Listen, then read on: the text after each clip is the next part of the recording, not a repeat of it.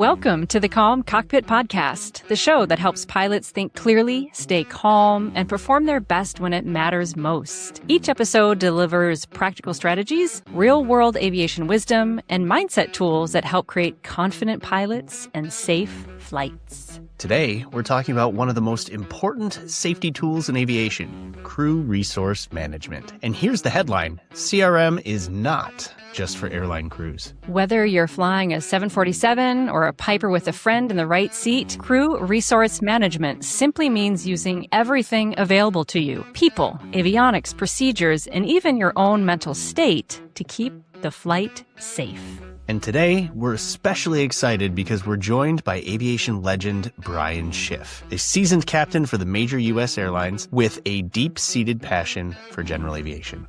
Brian has spent decades thinking about what actually keeps pilots safe, and with his multiple flight instructor ratings, he is extremely adept at simplifying complex procedures and concepts while maintaining a contagious enthusiasm for all things aviation. Together, we'll discuss communication, task saturation, pre-flight briefings to clarify roles, the use of color coding systems to signal comfort levels, and his famous two-speed mantra. The Calm Cockpit Podcast starts now. Onyx 12 Mike Oscar, runway 27, clear for takeoff.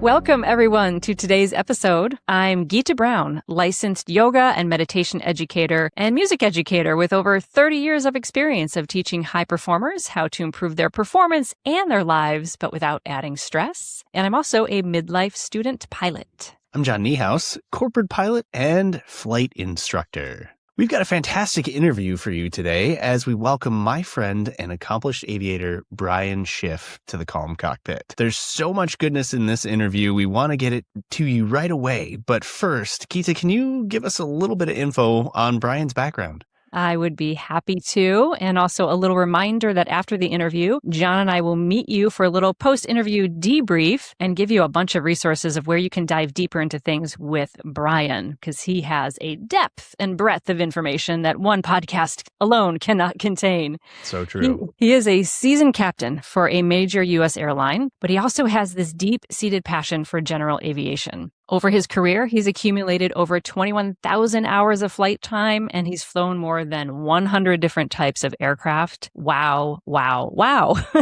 He's a former member of the board of directors for the National Association of Flight Instructors, and he is also a 40-year Gold Seal flight instructor and FAA safety team representative. He is really well known for his ability to simplify complex procedures and concepts, but he maintains this contagious enthusiasm for all things aviation and teaching. He has a really, really high standard for himself, for teaching, and for flying. Is a very highly respected figure in the aviation community. And I'm just super psyched that I got to sit in the Calm Cockpit with him. And I think you guys will really enjoy the interview. So sit up tall, get ready, take a deep breath. And without further ado, we'll take you to this great interview with Brian Schiff.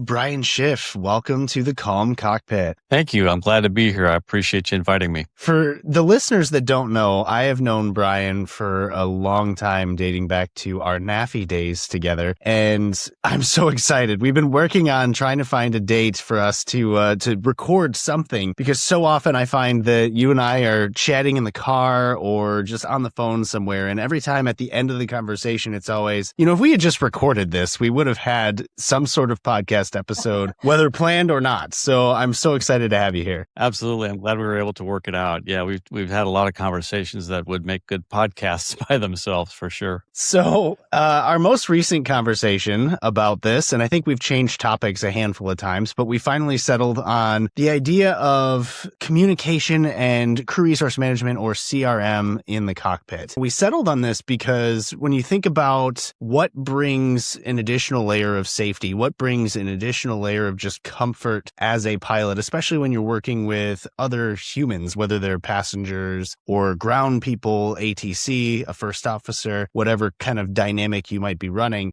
Understanding what they're saying and having them understand what you're saying can bring such an extra layer of just calmness, of ease, of increase in safety for the mission. It's just something, one of those things we don't really think about all the time, but it's there, right? It is. It's very important to be able to communicate. It's one of the probably largest aspects or facets of what we do in CRM is being able to communicate effectively to one another. And that includes student pilots all the way up to a 747 captain. Let's just start with the sort of general understanding of what is communication and what is crew resource management. And one of the things I hear all the time, especially when I talk to sort of GA pilots, is, oh, well, that's an airline thing, or, oh, that's a large airplane jet type of thing. Talk to me about what is CRM for the general aviation pilot and why is it important? Yeah, it's like saying CRM is for the major airline pilots is like saying, no, safety is for the airline pilots, not for me. So it's equally as important for anybody, like I said. But what CRM really is it started out as cockpit resource management, then crew resource management. It should just be everything in your universe resource management. It's the effective use of all of your resources, whether they be people, avionics, equipment, procedures that you have, checklists. These are all resources to help make a flight safe. And what we're talking about, and if people don't like acronyms or buzzwords, and maybe leave CRM for the airline pilots, but let's just talk using all your tools to make the safest flight possible. That's what we're talking about. Yeah. And how does that relate to communication? Is there a technique involved in crew resource management that specifically revolves around effective communication? Certainly. There are several things that will contribute to that. One of which is we have standard phraseology.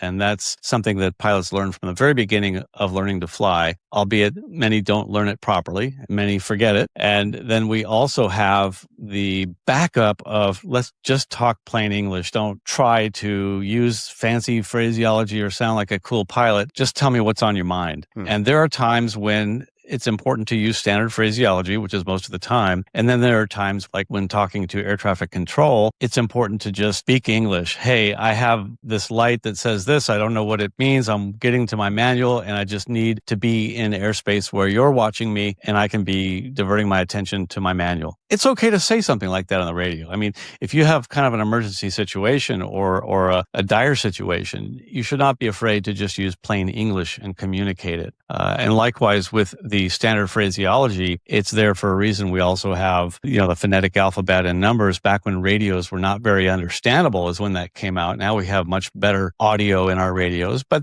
the format still exists for when maybe you do have a weak signal or a weak radio or someone who's difficult to understand on the radio, and you want to make sure you get it right. So that's really what we're talking about, and then communicating effectively and actually communicating. Some people just don't communicate, and we'll talk about that too. Yeah, and I know that one of the things that you notice when a stressful situation occurs, whether it be just an issue with the flight or even getting into kind of almost that emergency territory, that's when communication starts to break down. You start to see people kind of fall back to either their training or possibly even some bad habits. How does that kind of save you if you have the proper foundation from the beginning when all of a sudden the stress kicks in and your brain starts to kind of flutter backwards behind the airplane?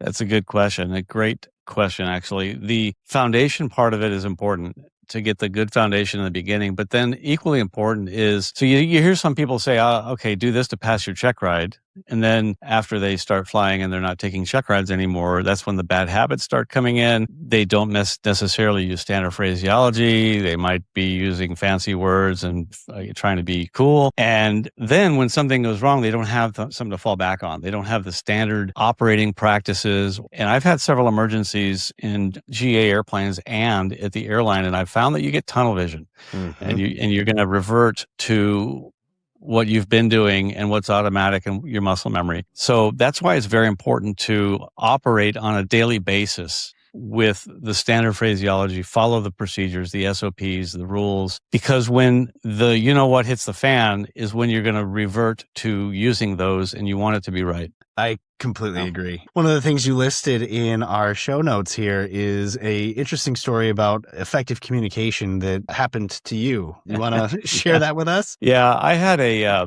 situation, and this was at the airline under an IFR flight. Now, this can happen in GA as well, and I've had similar GA stories. So the fact that it was in a big jet is ancillary, but I was departing Los Angeles, climbing out, and air traffic control said to us, after we had checked in, because it had been bumpy in the lower altitudes in Los Angeles area. And the LA center controller said, smooth rides after Castaway, clear direct Blythe.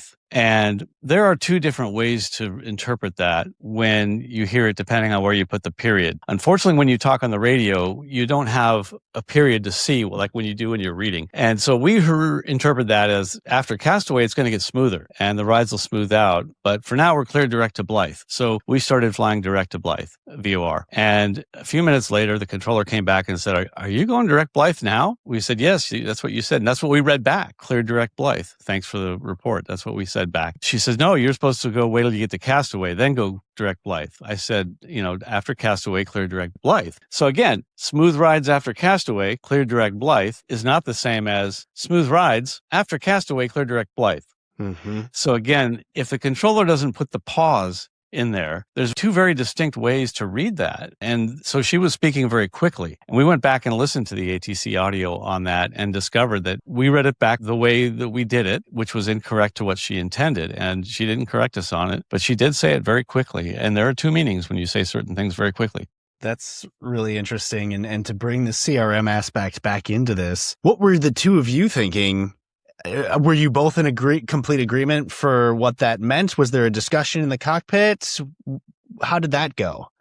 So when we heard the clearance, we were both in agreement because he read it back the way that we had both heard it. And once he read it back, that communication, having not been corrected by ATC, is what was set in both of us. And I put in the flight management system, direct Blythe. I had him confirm it because that's what we do. And he said, yep, that's it. And we entered it. We made the turn and proceeded direct. We didn't even question it. But when she came back and corrected us and said, no, after Castaway, direct Blythe. And we thought, I thought it was going to smooth out after Castaway because we had even discussed, I'll turn the seatbelt sign off after we get past Castaway since that's where the reports are that it will smooth out. So we had discussed exactly what we thought it was. And we were positive about that. It was just that it was a miscommunication. Sure. And I mean, that goes to show for our listeners out there, regardless of what your skill level or experience level might be, everyone, across the timeline can make mistakes. Pilots can interpret things incorrectly, and it doesn't make you a bad pilot. It doesn't make you lose your license or certificates, depending on how you deal with it, of course. This is just one of those things that you go, well, I won't do that again. Right. On the contrary, it makes you're not going to lose your license, but if you stop to clear something up, there have been times when I've recognized an ambiguous clearance from air traffic control. And I've questioned them. I said, look, do you mean to do this or do you mean to do that? And be very specific and talking plain English. And they come back and say, thanks for asking, because they didn't want you to do that. They wanted me to do this. And it's okay to do that. You won't lose your license if you do that. But if you do the wrong thing and you have some kind of loss of separation as a result of doing opposite of what they intended, you could have a loss of license or a punishment or worse. A generation ago, because that's what the gray hairs on my head are saying. But a great example is Rod Machado's story. I think it was him who told the story of a student pilot on short final on his first solo, was told to go around aircraft on the runway. Like an airplane had just stopped on the runway and gear up and was disabled. So the student read back the clearance. Roger, go around, aircraft on the runway. Everybody thought the right thing was going to happen, but the student continued. And the ATC says, Cessna 123, go around, aircraft on the runway. And the student reads it back again. And lo and behold, the student lands the airplane and goes around the airplane on the runway. So we have certain phrases in aviation that don't mean the same thing as they mean in our everyday life. Go around something or a go around. And for that reason, I started making my students read the pilot controller glossary and understand you're not going to memorize everything in there, but most people aren't aware that the FAA has emboldened the important terms or the often used terminology in the pilot controller glossary. So go take a look at it and look for the bold words. And all my students get assigned that. And when I give a flight review, I often quiz pilots on the pilot controller glossary bold item words. They're important. Yeah. I mean, I can list off several of them for you, and they might sound familiar, like affirmative. Roger, people should know what Roger means. Some people use the word Roger instead of the word affirmative. Expedite versus without delay. What does it mean to say when they say monitor or runway heading? Some very valuable tools are in there. Say again, speak slower. Unable. That's a very valuable tool, unable. And Wilco, what does that mean? What does over mean? Some people use the word over like they're talking on the CB, but that has a very distinct meaning as well. I encourage people to go study that. Okay, I'm in check ride prep mode, so I'm thinking check ride prep. Do I know all these? Do I have all these? And there's some that I'm going, do. The number you have reached has been disconnected. I don't know what that one is, so I'm going to go look it up. I just want to highlight something you said, though, that really strikes me, like as an educator and as a musician. You were talking about the pacing of the ATC language and the lingo, how fast it is. And I know as a midlife student pilot, my first time is flying into towered environments when they're rapid fire giving me instructions as I'm climbing out. I look at my instructor, I say, is it always like this? I'm on climb out, I'm doing all this thing, and they're giving me the instruction for the next thing. He said, yes, it's always like that. You have to be prepared. But what I'm also hearing you say is that for me as a pilot, I can be emboldened to use a little bit of silence, that pause of silence, to stop, reflect, and then recommunicate. Because communication is not just the sound, it's also the silence in between. The pacing at which you answer someone might slow down the whole interaction between you and ATC. I'm just thinking if I get a communication that's rapid fire, I can say, student pilot, go slower. Did you mean X, Y, and Z? And actually influence the conversation to go at a pace that's more appropriate so that I can maintain safety. So I feel a little emboldened by that information. Oh, good. Absolutely. And I don't know any controller, and I've met many, who would not hesitate. I don't know any controller who wouldn't slow down, help you, and want to do the right thing by you. They don't know if you're a student pilot, especially if you're good on the radio. Right. They might think some commercial pilots are students by the way they talk on the radio. But you're absolutely right. You use those words. Speak slower is important. I've used it as an ATP. Every time I go to Houston Intercontinental, I say student pilot, request progressive, because the taxiways have those 2-letter names on all of them. And it gets really tough, and I don't want any confusion. The goal is, between the pilot and the controller, is to have a safe operation, and that's how the system is supposed to work. And regarding the communication hasn't happened until it's been mirrored back. We actually have that in the AIM. We have it at the airline level. If we don't read back something, we are supposed to, as a matter of policy, like if I say something to my first officer and he doesn't repeat it back to me, I am supposed to assume he didn't hear it, or she. If they didn't read it back to me, we assume they didn't hear it, and I continue to say it. This doesn't always play well at home because they haven't been trained the same way. Where, I text my kids, I don't hear anything back. To me, that means they didn't know. They didn't get it. Didn't happen. Communication doesn't happen until there's a response. And I've taught my kids that. So, they've definitely learned to say KK every time I text them. And that's important because when we're talking about effective techniques to sort of reduce the stress level in the cockpit, which is what this entire podcast is all about, we're always looking for those takeaways. And when you're thinking about your interactions with another pilot, with a student, or with your instructor, or with ATC, that assumption is one of the most damaging things, like you just said. So you have to be able to come back and say, are we on the same page? And whatever effective response that might be, as awkward as it sometimes can be, did you mean this? Or, oh, I forgot. Like, sometimes I'll say, oh, I didn't get it, even when I think I got it. You throw in 3,000 on the altitude selector, and then you sit there and you go, did they really say 3,000? Shoot. And it's just as simple as going back to them and saying, hey, was it 3,000 for Cessna 123? And they go, oh yeah, I don't care if they think I'm dumb. It doesn't really matter. What's important is that I don't go to 4,000 instead of 3,000. Right. I would say 50% of the time when I confirm an altitude, they thank me for doing it. Yeah. So no one's going to think you're dumb for trying to confirm something. Don't try to look brave. I think humility is the word that came to mind. Be a little bit humble. It's okay to not understand a clearance. Like, what do you mean? Did you mean to go to this fix and then climb, or to climb now to be at that altitude before the fix, or whatever the clearance is? Ask in plain English, what did you mean by that? And nobody is going to say, what, you're being an idiot. No one's going to say that. Mm-hmm. They're going to try to make it work. And I remember when I was doing my instrument rating in the LA basin, the controller said, fly heading, maintain, establish clear for the ILS support. And I didn't get the clearance. And my dad, he got it. He was my instructor. He wasn't going to read it back to me or tell me what they said. He goes, so what do you do? I said, do I tell him to say again? Yeah. And tell him to speak slower. He said, just do it. And actually, I just said, say again. And so I said, Cessna 123, yeah, can you say that again? And he came back and he said, Cessna 123, fly heading 350. He unclicked the mic and I read back fly heading 350. And it got painfully slow, but it was super easy. And I thought he was making fun of me. And my dad said, he's not making fun of you. He's making it work. And that always stuck with me. Well, and that's a huge technique as an instructor as well. You know, I used to do this not just as an instructor, but also as a training captain when I was training people for jets.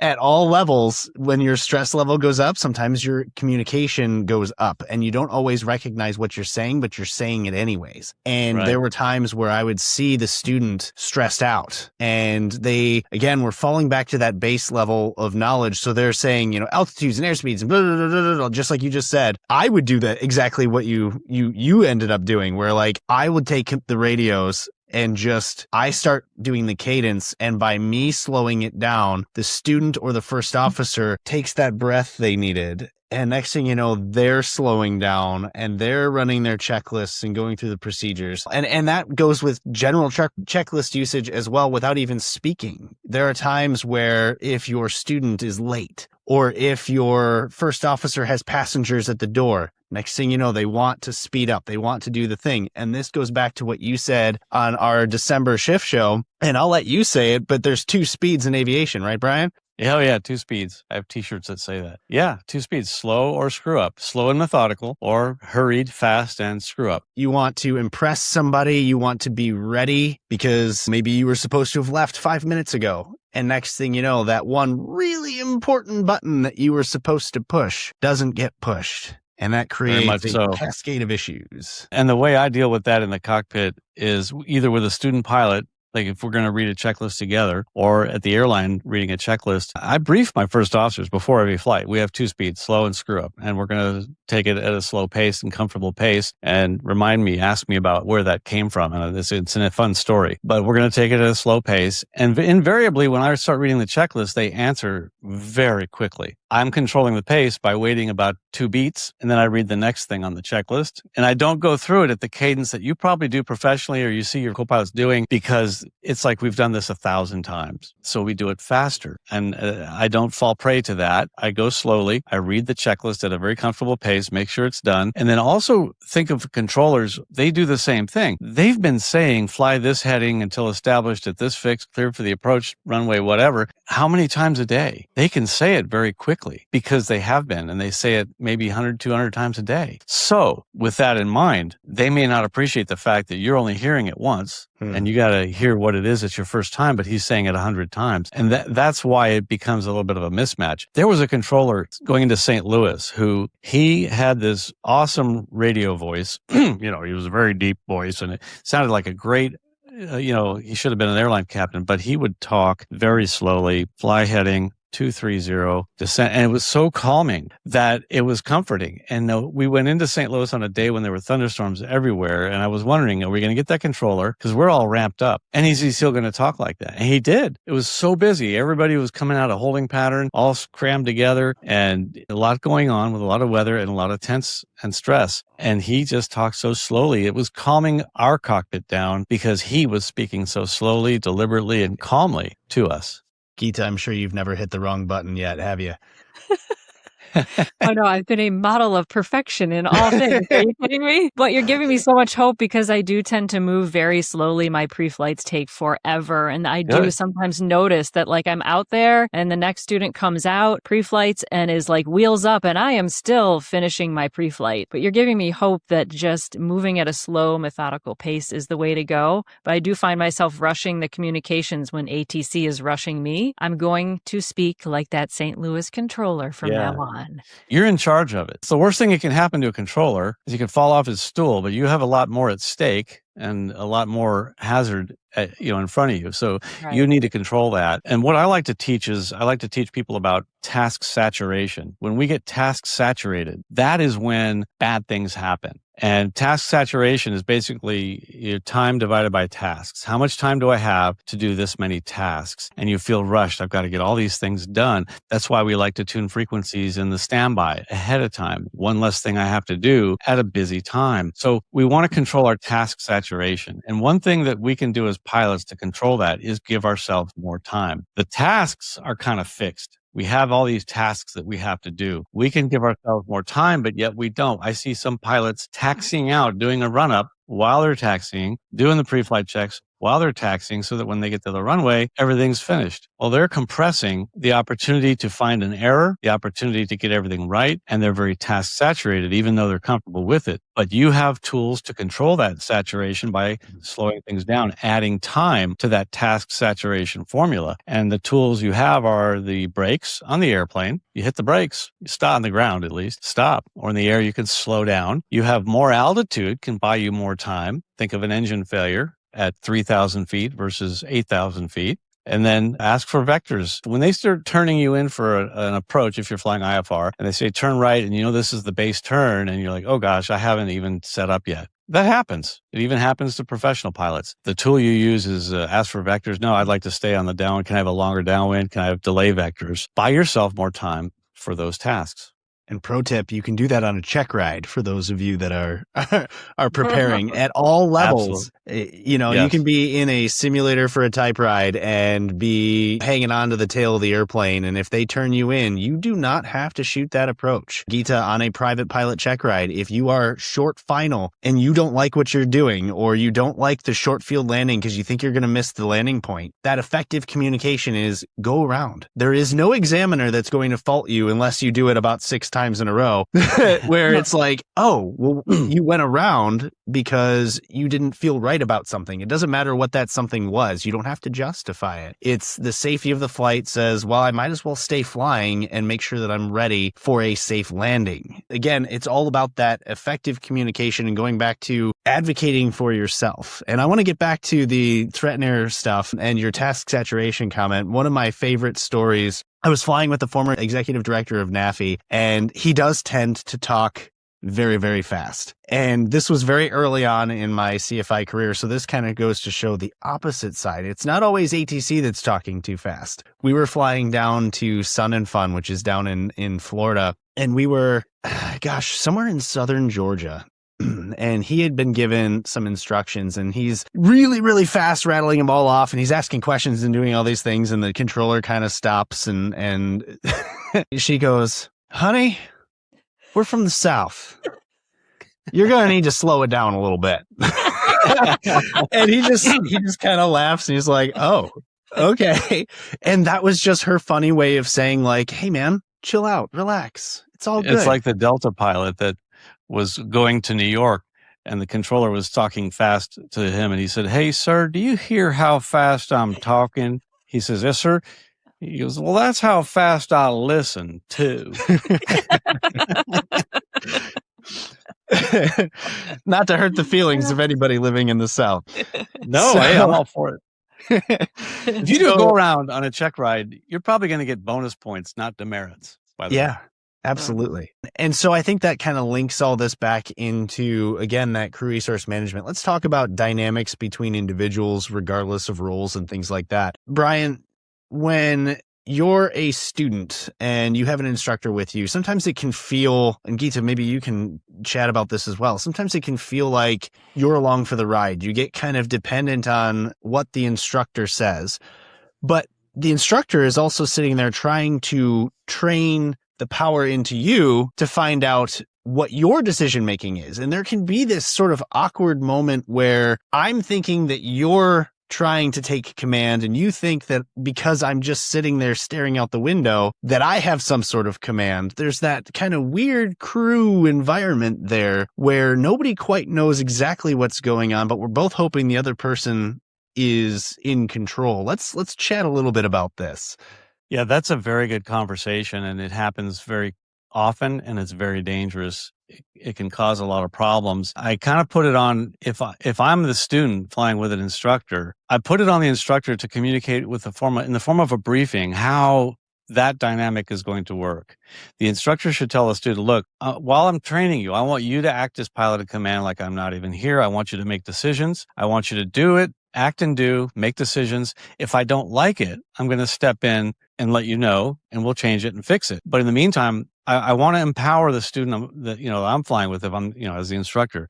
As a student pilot, I would still want to encourage student pilots to have that clarity beforehand. If you don't get that kind of a briefing from your instructor, ask them, how far do you want me to go? And how much do you want me to rely on you? Just ask them and make it clear. You really shouldn't, what we call it, the airline hint and hope, that this is going to go that way or that they're going to take over if something goes wrong. For example, when I'm the student pilot and I have an engine failure, for say, he's trained me what to do. If we have a real engine failure, is he going to take the airplane? Or she, or should I take it? That's something that should be briefed ahead of time. If something goes wrong, who's going to deal with it? And what are our roles? That needs to be pre-briefed. And that, I think, is very important, that a pre-briefing can clear up a lot of those uncomfortable moments that you're talking about with students and instructors. Instructors should do it. If they don't, the student should be empowered to ask for it. Say, can we talk about our roles here? How much you expect me to do? How assertive do you want me to be? While you're in command, you're trying to teach me to be in command. So it's a two-way street. And also with two private pilots flying together, that's even more dangerous. It's like two cooks in the kitchen. That briefing needs to take place. I have one little thing to add there. When I began flying, I was afraid of flying. So that's kind of why I came to GA. Well, if I can take a discovery flight in a small airplane, then maybe I won't be terrified flying on American. And then lo and behold, I fell in love with it. Which is all to say, my initial days of training, I was extremely trepidatious. Let's just say it that way. I needed a lot of hand-holding and a lot of that structure. But my instructor used nonverbal communication on the day he saw that I was ready to make more decisions. He did one simple thing. He took his mic and he flipped it up. And every time I looked at him and asked him a question, he would just shrug and go, and he pointed his mic like, it's not working. I don't know. And that told me through that nonverbal communication, he was like, you've got it. Yeah. If it starts to go really south, I knew he would obviously, take over, but he just crossed his arms and just shrugged and just was like, just do it. That nonverbal communication really did everything. But I think you hinted really on something important here, which is for me as a student pilot, yes, we want to rely on the instructors at first for that briefing, but I found at a certain point, especially in this final check ride funnel, I'm taking it on myself to do that more thorough briefing to say below 1500, if it's engine out on the climb out, if it was just me in the airplane solo, I would do X, Y, and Z. Since you're here with me, you're going to take controls today. Are you in agreement with that? He'll say, yes, I think that's a good idea. To make it really clear, I'll say on a simulated engine out or a simulated emergency, I will do X, Y, and Z. In case of anything, though, you are immediately taking controls, and my role will be to run the radios, help you do checklists, and troubleshoot. So even taking over that briefing of me being clear about what I'm comfortable doing versus what I'm expecting either instructor to do has been really empowering. And I think that communication has de-stressed the situation because it's not in my mind then taking up mental space of what I would actually do if the engine goes out. Am I going to push forward for best glide, or I just say, your controls right away, and I get off the rudders and start troubleshooting with him? I think it's a really good point to make. So thank you. Yeah, that's very important. And I like the fact that you do that. And I think as far as your last statement, I would say to students, never just throw your hands in the air. Keep that airplane and do what you think needs to be done until the instructor says, I've got it. Yes. Just assume that they're incapacitated until they're not. Right. Three-way positive exchange of controls, always. Good point. Yes. Yeah, always. But I think that anytime there's a discomfort in the cockpit, we as pilots are not going to say, I'm scared. We're not going to say, I'm feeling behind. We're not going to say, I don't understand what's happening right now or what ATC wants me to do. We're not going to say these things to our instructor or the other pilot we're flying with because it's our human nature. This is our A-type personalities, generally speaking, and we are just trying to look cool. And I've had students that have been their brains are just total jello, and I didn't know it. I didn't realize it. I didn't catch it. Well, one thing that was developed at the airline that I like to take to general aviation is something that is a tool that really helps pilots communicate together and relay how they're feeling. You don't have to say, I'm scared. We use a color coding system, and that is green, yellow, and red. And you want to operate in the green all the time. Green is the calm cockpit. Green is comfortable. Green is good. When things start getting a little bit stressful and you're realizing, okay, I'm starting to get behind, I don't know what's happening here, or any kind of out of the ordinariness, I know that's not a word, that's where you're starting to get into the yellow. And that's when you want to say to the other pilot you're flying with, I don't care if you're the instructor, the student, or just another fellow private pilot, I'm getting into the yellow here. Most people will understand what that means. And then if you say I'm getting into the red, that's where I'm losing it. I need help. We need to do something right now. I'm in the yellow. I'm in the green. I'm in the yellow. I'm in the red. And we use that at the airlines quite a bit to communicate where we are. And if I see a first officer rushing through a lot of tasks and he feels like he's being rushed, I look over and I say, hey, you in the green? And they'll be like, yeah, I'm in the green. I'm good. Or no, I'm in the yellow. Okay, we slow down. Because pilots won't say, no, I'm scared of this weather. They won't say, I'm behind. I can't keep up with you. We're just not going to say those things. But the color code system works pretty good. As a captain or an instructor, one of the other things you get really good at is understanding inflection, right? Because, somebody can say there's a difference between, I'm in the green and I'm in the green. And forgive me to the listeners if I've told this story before, but this came up when Brian and I were chatting about this, and the color coding system I think would have really helped, but it was also, I was depending on the captain to kind of interpret my lack of communication, which that was my fault, but at the same time, I was kind of hoping that he would pick up on it. I was brand new in the airplane that I was flying at the time, and we were out of Augusta, Georgia for the Masters. And I hate doing the Masters because the weather's always terrible. Augusta's a small airport. It's got some complicated overlaying airspace on top of it. And everybody just wants super long days. They want to go in the morning, they want to leave at night, and you're sitting there all day. Yeah. Well, we had been doing that, and the weather was just atrocious. There was these massive storms going through, and we had already delayed the flight to return home with the passengers. And of course, they're sitting there trying to kind of figure out when we're going to leave. And the captain, who was the assistant chief at the company I was flying with, great pilot, wonderful guy. It was kind of on him because I was so new that I didn't know what was normal for this type of situation. We saw a hole in the line of thunderstorms, and we said, oh, well, if we pile up right now, we can go. Okay, reasonable. Yeah. And I remember this distinct moment. We're taxiing to the hold short line for the runway, and his name was Brian as well. Brian, are you sure about this? And that was my I don't feel great about what's about to happen, but I was so new that I didn't feel like I had the power to call anything off, even though, to his credit, I absolutely did. If at any moment I had actually used my big boy voice and said, this isn't good, he would have turned it around. And so he goes, yeah, I think it's okay. Why? Do you have a question about this? So again, effective communication, good CRM. And I went, yeah. And, this is for anybody who's ever seen The Wonder Years, this is when, Ben Savage's voice comes up and or Fred Savage comes up and says, and this is where the moment that the first officer knew they were both going to die. Because in that moment, if I had just said no, we would have stopped and at least had a larger conversation. We took off. That thunderstorm was not where we thought it was. ATC put us straight through it. And next thing you know, we're both in a situation going, oh my God, this isn't great. Obviously, everything turned out okay and things continued and you lived to learn another day. But that was one of those moments where if we had had a color coding system like, Brian, I think I'm yellow at best, I think that would have led to a larger discussion. So kudos to American for coming up with something that's just a little bit easier to discuss. Yeah. And I think just for those listening, if there's anybody there, it actually came from, I believe, US Airways. When we merged with them, that was what they were using at the time and brought it to American. And it's been fantastic. It works really well. But slowing down, giving yourself time, the 2 speeds thing, I got to tell you where that came from because it's so comfortable in the cockpit to be operating on a slow, calm, relaxed basis. But yet somehow we feel compelled to hurry. And I don't know what that is, why that psychological dynamic exists, but it does. And it's a matter of perceived time. And I learned that we have a perception of how much time we have or how much time we're saving by hurrying that is way off. And so the first time when I learned this was back when I was a 727 captain. I upgraded to captain on the 727. For those of you who don't know what that is, go to the Smithsonian. There's one in there or look it up. But I was flying as about a year. I'd been a captain about a year and we were into some contract negotiations at the airlines and we had what was called a WOE program going on. Have you ever heard of a WOE program? No. If you got to be a union people to know what that means, but whoa means withdrawal of enthusiasm.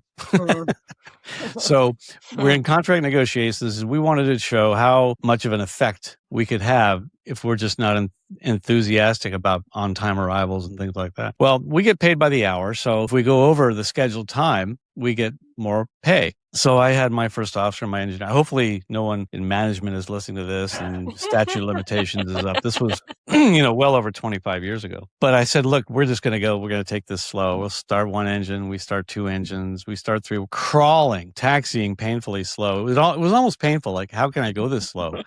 And we were getting all our tasks done. We took off. We flew slow. We did everything at a very slow pace. We landed. We took the longest runway, didn't try to take the short taxi or hurry up. I mean, we are just going painfully slow, crawling. But at the end of the thing, we got there at the end of the flight and we were on time. And I'm like, how can that be? It wasn't the fact that we really did things much slower. It was the process of acting that way that made it so comfortable and feel like we're just crawling, but we really weren't. We really didn't save that much time. We didn't make that much time, I should say, by going that slowly. But what we all realized, all three of us in the cockpit, was that was a really easy, comfortable, I really like working at that pace kind of flight. And so from that point on, I've always told my first officers, we're going to go, we've got two speeds, slow and screw up. If we need any more time to do anything, we're going to take it. The biggest place I've seen this in training pilots, either in GA or the airline, is watching them do a go around. They feel like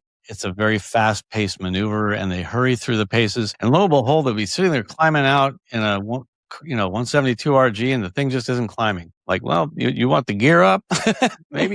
But when you go really quickly, you tend to miss things like that. And so, yeah, the two speeds things makes for a very calm cockpit. I do like that. I push it in every briefing I fly, whether it be GA or at the airlines. And it's tough for the GA pilot, the private pilot, because you and I are spoiled. If I start going off in the weeds and hurrying and doing something that I shouldn't be doing, I at least have another person next to me going, "Hey, bonehead, what are you doing? Like, you're turning left. You should be turning right." Or he said 3,000, not 4,000. And so for someone in Geeta's position, as you earn your private pilot certificate, which of course you will, being by yourself, it can be extremely difficult to utilize those crew resource management because you are a crew of one. But the lessons, the suggestions, the things that you're supposed to do to control the safety, the pace of that flight can be really difficult when you're there monitoring yourself, but then also trying to do all of these other things. So Brian and Geeta, let's talk a little bit about your experience, but what are the suggestions that we can come up with for the pilots who are there by themselves going, CRM doesn't apply to me, crew implies more than one person? Well, that's not necessarily true. It isn't true. And I'll tell you two suggestions that I have to address that. One is take your inner passenger, because as a private pilot or GA pilot, if you're going from A to B, you are not only the pilot, but you're the passenger. You're the person who's trying to get from A to B. As a professional pilot, you at the corporate or me at the airline, I don't care if there's a couple in row 32 that has to get to a wedding or a meeting or a soccer game or whatever they're trying to get there for to make my decisions based on safety. But when you're the private pilot flying yourself to this meeting, you're the passenger also. So advice number one, put your inner passenger in the back seat and just be the pilot. That's number one. And two, as far as the CRM goes, take your inner co-pilot and let them talk to you. So be your own co-pilot. What would you say to yourself if you were in the right seat watching yourself? Hey, dummy, slow down. Or, hey, you really ought to do the checklist. Or, hey, I think you should add fuel. We don't know if we have enough. So it's partly talking to yourself. A lot of people don't like to do that either, but it does help. You can do it mentally. You can do it quietly, but criticizing yourself, evaluating yourself. What could I have done better? What am I missing? What can I do next? Be your inner co-pilot. Oh, I love to talk, and I love to talk to myself. So I feel so validated right now because Well, I that's find good. I find It's it good. really helpful, especially those first solo cross countries. It was like, what did I just do? Where am I? What is happening next? Because if I don't, it's all in my head. It's all a little abstract. And once I say it out loud, it does force me to slow down and pay It attention. makes it real. It makes it real. That's great advice. Thank you. Absolutely. Well, and this kind of goes into Gita's world a little bit on sort of settling yourself and sort of the whole stress and anxiety conversation. One of my favorite things, I think I've said this before on the show, but the instructors that I've had, especially one that I had multiple times because he did my instrument, he finished my private, he did my CFI. So I learned so much from this one human being. And his favorite thing was small corrections. If you're hand flying, it doesn't matter whether you're an instrument or VFR. It was always, if he started seeing me over control, it was small corrections. And so over the years, that has become kind of like my calm phrase. When, especially on a check ride or a recurrent or something like that, where I'm really stressed out, and I just will say to myself out loud, small corrections. And next thing I know, like my hands sort of relax. I stop death gripping the yoke, and all of a sudden things start smoothing out. And it's always kind of funny because in recurrence for us, a lot of times we get paired up with people we've never met before, which introduces a whole nother layer of this sort of CRM. Now you're used to that because at the airlines, you probably fly with a new person just about every time. But at my company, we only have 8 pilots. So we fly with the same people with every mission. So I'm sitting next to somebody I've never met before, and I'm flying a instrument approach, and I'm single engine, and I'm trying to hand fly this, and I haven't done this in 9 months. So it's like, okay, I'm trying to remember how this feels. And next thing you know, you just feel me settle, and he starts looking over as I'm saying like small corrections.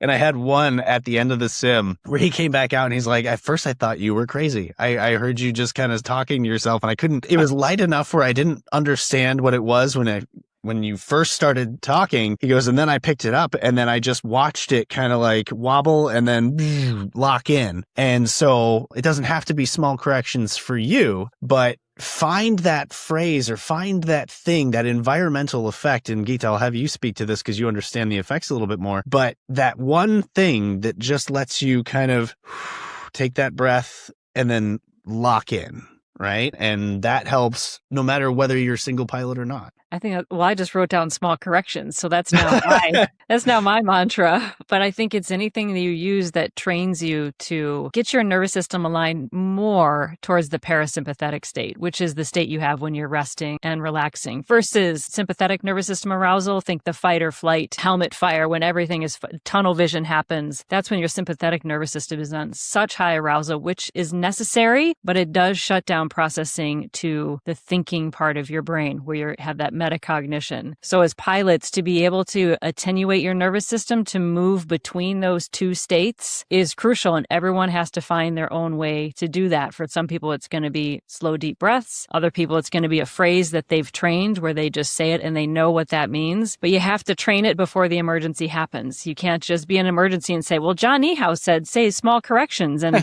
my nervous system should then slow down and I should think more clearly. It's the key is that you're training your awareness on something that helps you to feel in a state where you can have the hypersympathetic nervous system arousal, yet maintain enough control over your parasympathetic nervous system to maintain the ability to think clearly. For everyone, that's going to be different. Anything that slows your heart rate, slows your speech pattern. That's why they say talk out loud and talk slowly, because it lengthens your exhale. And every time you lengthen your exhale, you're turning on that parasympathetic nervous system, which then again helps the blood pressure to go down, heart rate to go down, and actually slows down the brain waves. So singing, be the person flying, singing slowly. You may feel dumb, but it's going to make you laugh. It's going to break the log jam and get that oxygen flowing in a healthy way. But for everyone, it's different. You have to train it before the emergency happens. That's great advice. And I had Lieutenant Colonel Tammy Bartlett on my program, and I know she's been on yours as well. We love Tammy. Fantastic conversation. She has a great program where she teaches exactly this kind of behavior. And I think her phrase to get yourself back locked in is to ask, what now? I have a lot of phrases from to this day that my primary flight instructor, who, AKA Dad, said when we were flying, like right rudder. How many times have you heard that? But I have students who have told me that they're flying airliners or jets today, and they still hear me say when they turn base, how do you look? An instructor will say the same terminology over and over again, and then it grades in their student's head. And, like when I'm landing an airplane, I can still hear my dad saying, hold it off, hold it off, hold it off, hold it off, and so on. But yeah, communication with yourself is very important, especially to get yourself in the right place. But I like it. What role do you think humor plays in all of this communication? Oh, I think it's huge. It calms people down. Hmm. You got to be real careful with humor, obviously, Yeah. because not everybody perceives it the same way. But the kind of self-deprecating humor and humility in the humor, not everybody is able to do it. So I don't want to tell everybody it may not be for you, but I have, like, sometimes I've had some of the best and most safe flights I've operated. We were laughing a lot and felt really comfortable. And I have first officers tell me that they love flying with me. They all bid to fly with me because they have a lot of fun. They laugh. Yet it's a gentle mixture of following the rules and doing everything by the book. But yet, well, how can we do that and still have fun? Mhm. Bill Cosby being really funny, but not using any bad words. Mhm. I hesitate to use him anymore because of recent news. But I mean, he was always really good at that. He could be really funny without offending. But I think humor plays a big role. It comforts people. I don't know. You could probably describe better than I could what laughing does to your brain and your cortex. It does so many good things. That's a whole separate episode. But the thumbnail version is yogis call it like the natural breathing practice, because when you laugh, especially a good belly laugh, it gets your diaphragm engaged. And connected to your diaphragm is this amazing nerve called your vagus nerve. It's the largest cranial nerve we have. So it's in your brain. It goes down through the brainstem and it goes down into the gut. And when that nerve is activated, it again triggers us to move towards a more parasympathetic nervous state where we're calm, focused, relaxed. We're not hyper aroused and with that tunnel vision. So that good ha ha ha ha ha ha ha belly laugh, even if you don't think anything is funny, you just do that motion. It triggers this whole cascade of responses in the nervous system to release all kinds of wonderful chemicals that then basically clear up our thinking in a nutshell. That makes a lot of sense. Yeah, it makes a lot of sense. But I'm just curious, how that plays out when you're in that sort of professional airline cockpit, because we passengers have this image of you up there with your hat on and the tie is up to the neck and you're flying the plane. No, it's a lot different than that. There's a time when we're very serious. We know there's a time and a place. Right. So you can also, I don't want to conflate. Professionalism is not the opposite of humor. Right. You can have both. You've got to be careful and do it right, though. I mean, I'll be honest. I have had a captain one time who, this guy would correct me. If I'm 2 degrees off my heading, he'd say, "You're 2 degrees off. You're 20 feet." And he's looking at everything I do and nitpicking everything I do. And it caused me to make more mistakes. Yep. I was uncomfortable. It was not fun. And he's picking on me and I'm doing lousy. Yep. Then I flew with a guy that cracks me up and he's laid back. He follows the book, but he's still not nitpicking me to death, and he's more fun. And I flew a more perfect airplane flying with someone that made me more comfortable like that. And, like, for example, when you come down and you flare and you don't land like an airliner, it's not like a Cessna. You're not going to hold it off till you stall because you'll float all the way down the runway waiting for a stall. So I had a captain look at me when I was a co-pilot. I'm floating down the runway and he looks at me and he says, "You want me to request lower?" So that kind of stuff loosens up the environment, and that's like, you could be the jerk that says, "Come on, put it down. Don't, you're using up the runway." You can yell at someone, make them feel badly, or you can use humor and say, "You want me to request lower for you?" It does the same thing, but one is not as effective. It's that great paradox that when we are generally more relaxed and focused, we get farther with our goals than if we try to rigidly control things. True. It's a fine line. So true. Yeah. Well, and it goes back to one of my favorite things that a friend of mine / former captain that I had used to always say, and this applies again to instructors and captains and everything all through the line. You will fly with a lot of different people and you will take two things from them. You'll take the things that they did really, really well, and you'll say, "Oh man, when I'm an instructor, when I'm a captain, when I'm doing this or that, I'm going to do what this person did because it worked really well. It helped me. It was effective." At the same time, you're going to go, "I am not going to do what this person did to the next person when I'm in, switching roles." And you can learn just as much from the things you don't want to do as from the things that you do. So in the case of Brian, if I'm in that role now and I have another pilot floating down the runway, am I going to be critical, or am I going to maybe gently say like, "Oh, do you want me to request lower?" Because I know now, having it used on me, that is more effective. And so it's interesting, that learning dynamic and how that kind of comes to play to not just grow yourself, but grow the next person in that seat who maybe has a little bit less experience experience than you do. Right. Well, think of the pilot who's only flown with one flight instructor and a DPE and then by themselves for the rest of their flying career. And then think of a pilot who's flown with many flight instructors, gets a flight review from a different instructor every time, flies with a lot of different private pilots. You are a combination of all the pilots you've flown with. You are the best things that you've kept from those pilots, and you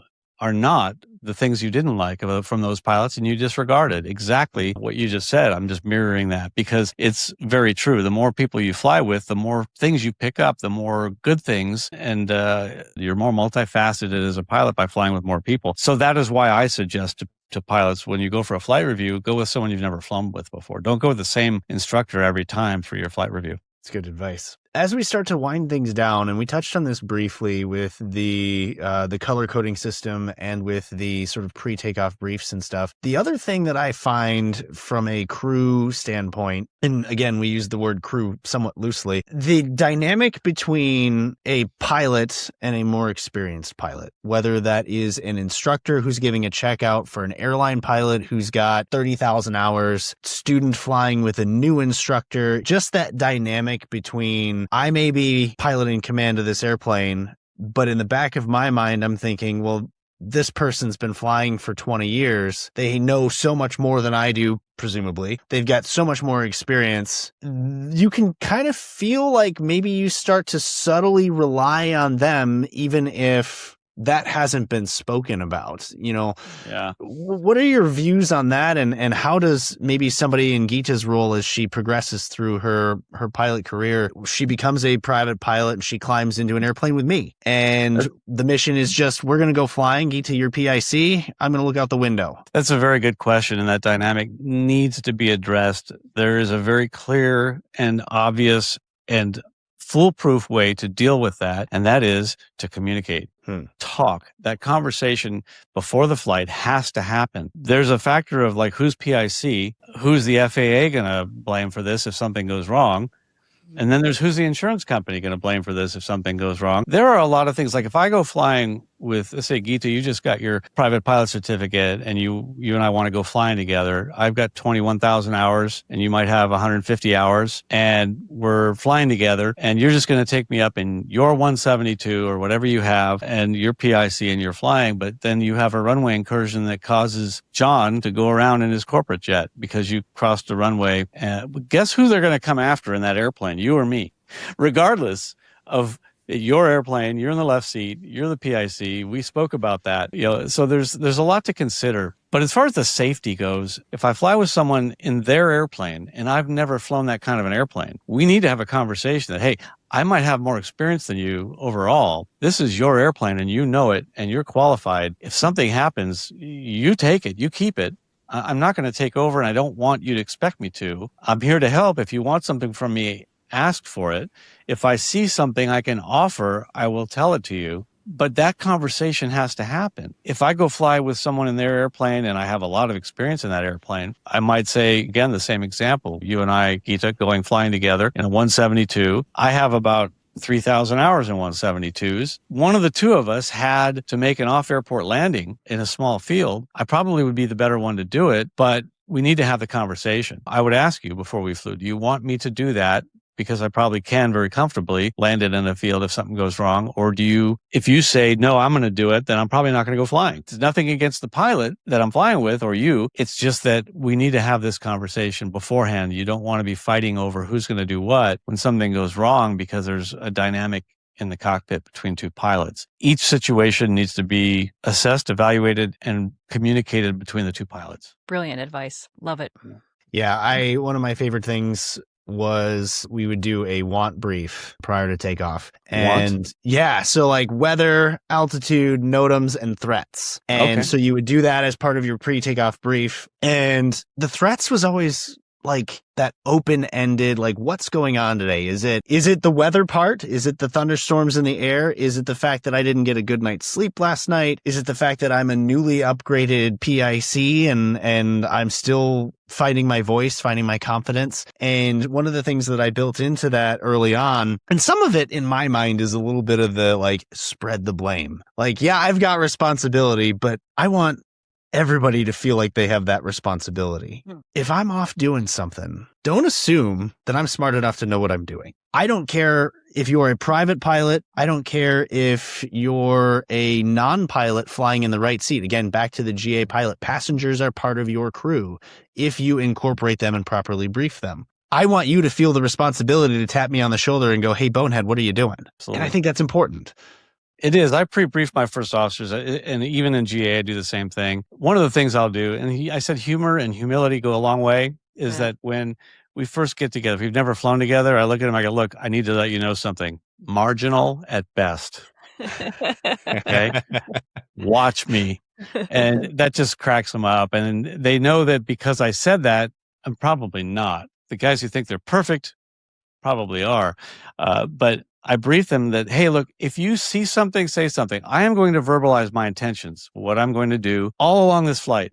If I think I'm going to turn left, I'm going to say turn left. If I think I should be starting down, I'm going to say I'm going to start my descent. I verbalize everything so you know what I'm thinking. And this is a good crew dynamic.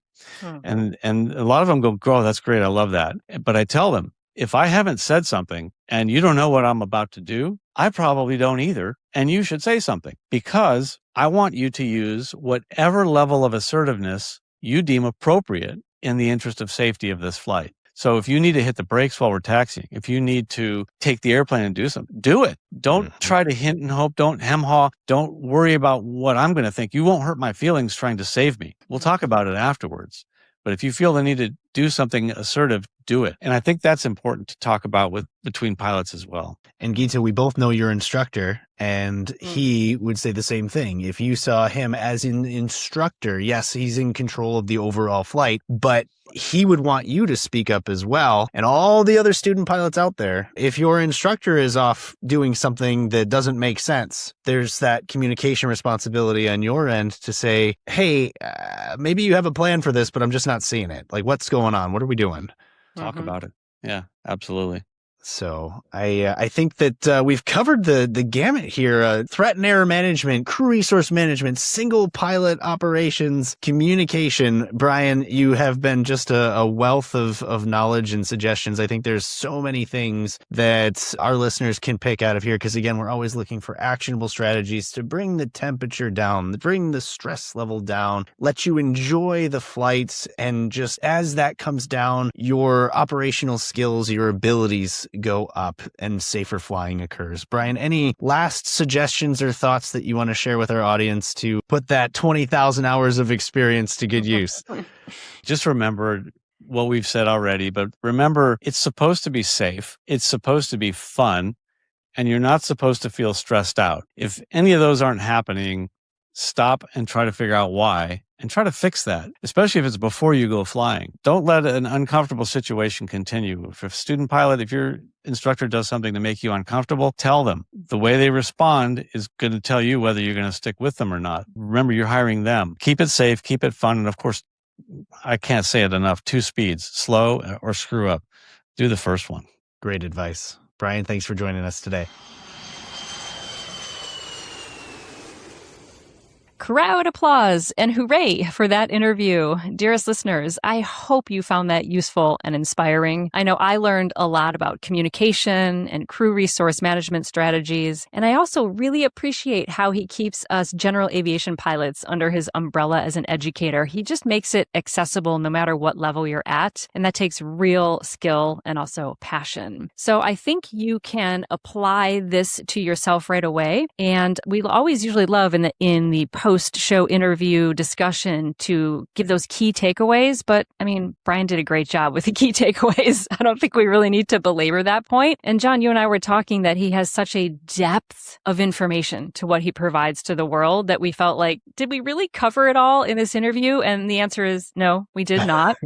True. Not even close. So we thought maybe we could point you guys in the direction of the Schiff Show, because that is the place. If you liked anything that Brian was putting down today and want more, you can check out the Schiff Show. So the Schiff Show is a monthly aviation education variety show. It is the first of its kind, hosted by airline captain and Gold Seal flight instructor that you met today, Brian Schiff. And it's also offered for FAA Wings credit for those of you here in the United States. Each month, he does a specific theme, and he has like 5 segments to the show itself. So if they're doing like an accident review and lessons learned, they'll have an accident review section, a procedures review, techniques review, technology tips and tricks. And then one of my favorite parts is the knowledge and trivia questions, because it's Brian, so he makes it fun and applicable. So they really dive down into either a specific topic or a specific causal accident factor and incident review. You don't have to register. You can just show up. We'll include everything. All the show notes will have all the links to all of that. And we've had a few people cross over. We've had Tammy Barlett was our very first guest who does cross-check mental performance training. She was on the Schiff Show. Jeffrey J.J. Madison, wonderful author and airline pilot, was on the Schiff Show, was on our show. And John, you were on the Schiff Show. Yay! So tell us about your episode that you did with him and how it kind of is representative of that deeper dive we want to make sure that people know they can get from Brian. Yeah, I was honored to be on the show. I was invited for the December 2025 episode, and we kind of utilized my corporate/charter background to talk about a Learjet accident that happened while they were circling into the New Jersey airport of Teterboro, and just kind of the concept of what happened, why it happened, and the crew dynamic, and sort of backing up the snail trail of where the mistakes started to take place and how they compounded into an unfortunate accident that took some lives of some pilots. So it was a great episode. I was honored to be on it, and it hopefully won't be the last one. I had looked forward to that episode for like months before it happened. I was literally sitting there. I put it up on my TV in our TV room, and I had like popcorn, and I was like cheering for the whole time. The subject matter, is a little bit heavy, but I was so happy to see you up there talking with Brian, because I think this is what we aviators do, is we look at the lessons learned and try to glean them, keep it light enough that we can keep moving forward and not get bogged down by the difficulty of it, but that rather use that as a way for self-reflection and then also real procedure management. And that episode in particular, I feel like you guys really drilled down to like the procedural level, fine-tuning of how we handle ourselves in the cockpit. And it was fantastic. There's been many, many other episodes as well. So if any of this resonated with you listeners, please go check out the Schiff Show. It's super fun to watch it live, but all of the recordings are also available because different time zones, it's the modern age. It's all available for you. So really, again, thanks so much to Captain Schiff for joining us in the Calm Cockpit. When I started back in general aviation, I had no idea I was ever even going to be able to meet him. So to be able to sit at his feet and learn was a tremendous honor for me. And listeners, as always, if you found any benefit from this or have questions or comments, just drop us an email, calmcockpit@gmail.com. We read them all. We love them all. It's fantastic to hear how the stuff is resonating for you. And remember to subscribe on your favorite podcast player if you haven't already. Please drop us that 5-star review as well. Did I forget anything? I think the only thing I'd like to add, because we try to tailor these episodes to you. We want to find out what's important. And there's only so many ideas we can have that reflect us that we hope are things that you'd be interested in. So if you have ideas for future shows, if you have ideas for guests that you like to see, maybe not even the individual person, but just the type of guest, whether they're a clinician of some kind, a type of pilot of some kind, whatever you've got, send it to us at calmcockpit@gmail.com. We'd love to tailor episodes directly to what you find interesting and useful. I love it. Echo that 1,000%. Can't wait to hear from you guys. So I guess that is a wrap on this episode. Thank you all so very much for listening. We always love having you here with us in the Calm Cockpit. And until next time, fly smarter and stress less. Boston Tower 1 departure is Airbus 321. Traffic holding crossing runway 33 left 3 lane.